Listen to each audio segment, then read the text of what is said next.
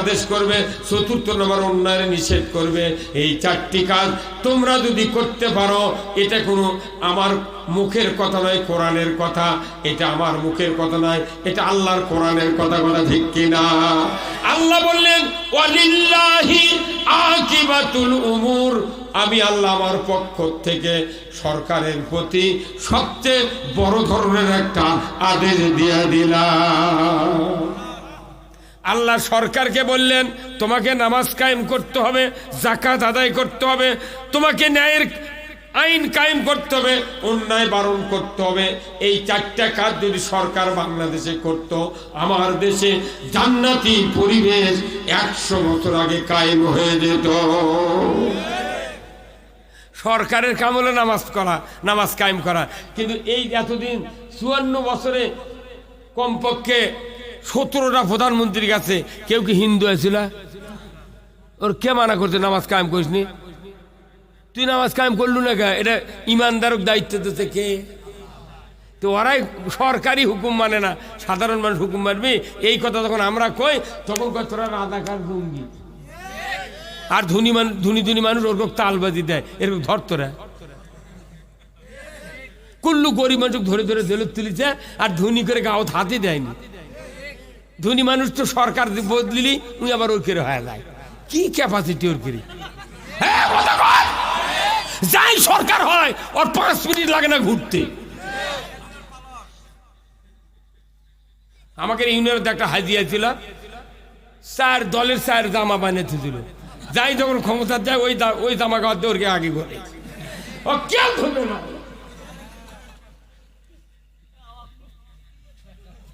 আমার ভাইরা, আল্লাহ রাব্বুল আলামিন কোরআনুল কারীমে বলছেন সিবগাতাল্লাহি ওয়া মান আহসানু মিনাল্লাহি সিবগাতান ওয়া নাহানু লাহু আবিদুন। সূরা বাকারা আল্লাহ বলেছেন, ও দুনিয়ার মানুষেরা তোমরা শোনো, আমি আল্লাহ আমার রঙে রঞ্জিত হও, আমার রং হলো সারা রং। আর যারা আমার আবেদ বান্দা, তারা শুধু আমারই রং ধারণ করে। আল্লাহু আকবার। আল্লাহর আবেদ হতে গেলে, আল্লাহর খাঁটি বান্দা হতে গেলে আল্লাহর রং ধরতে হবে। আল্লাহর রং যদি আপনি ধরেন, মানে কি আল্লাহর পক্ষ দিলেন, দুনিয়ার কেউ আপনাকে বিশ্বাস করবে না। কবিতা না, ওর খাতে ভোট চা লাভ নাই, ওই অমুকের লোক। কথা কন, এই সিবগাতাল্লাহি ওয়া মান আহসানু মিনাল্লাহি সিবগাতান, তুমি আমার রঙে রঞ্জিত হও, আর আমার রং হলো সেরা রং। যে ব্যক্তি আল্লাহর পক্ষ নিবে, এটাই হলো জান্নাতে যাওয়ার মক্ষম সুযোগ। ধরে বলুন ঠিক কিনা? আল্লাহর পক্ষ না নিলে আল্লাহ জান্নাত দিবে না। কথা ঠিক কিনা? আপনার বেটা যদি আপনার পক্ষে কথা না কয়, গায়ের মানুষ একটা বাপক মারিচ্ছে, বেটা খারাপ থেকে করছে, কেবা তোর আমার বাবার সাথে এগুলো করিচ্ছ গে? আর তুই লাগে তারে বাপক মারিচ্ছে, তুই করছি এগুলো করে গে?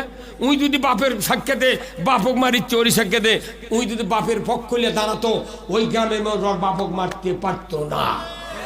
উই ওই থেকে দেখিচ্ছে আর বাপক ঘুরতেছে।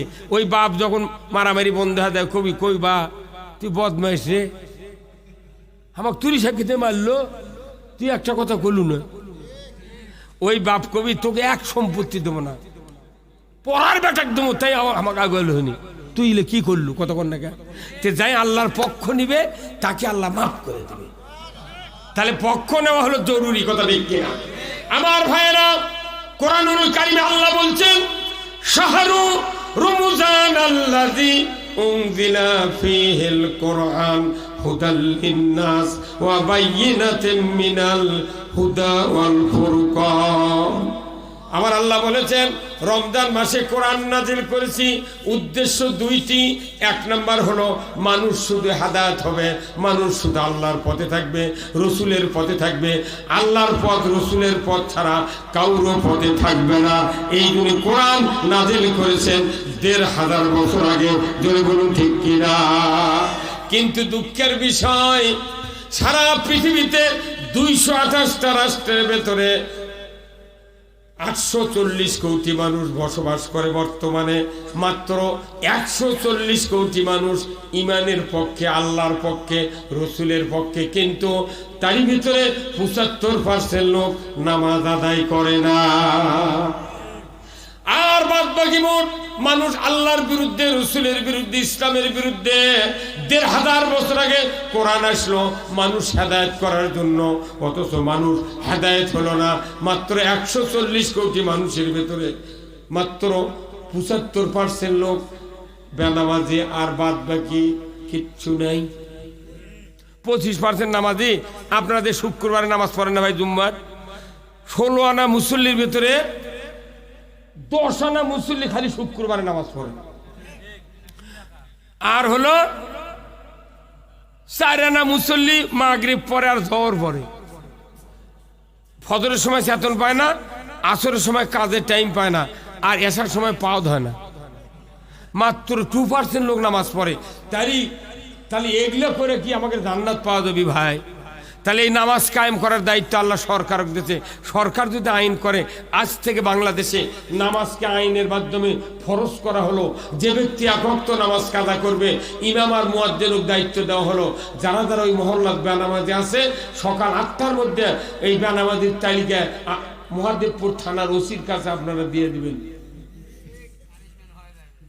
ফজরে আজান দেওয়া লাগবে না, 3:30টার সময় বেনামাজির বউ, বেনামাজির বাপ মাও এরা ডাকিয়ে তুলে কবি, বাবা তোর কি হাজুত খাটার ইচ্ছা আছে? তুই কয় টাকা জরিমানা? ফেতরা পরিমাণ মানে কি 70 টাকা যদি প্রতি ওয়াক্তে হয়, বেতের ধরে 6 ওয়াক্ত 420 টাকা জরিমানা, আর 6 ওয়াক্তের জন্য 15 ঘন্টা হাজুত। তুমি যদি 24 ঘন্টার মধ্যে 15 ঘন্টা হাজুত খাইতে পারো, 420 টাকা ডেলি জরিমানা দেওয়ার পারো।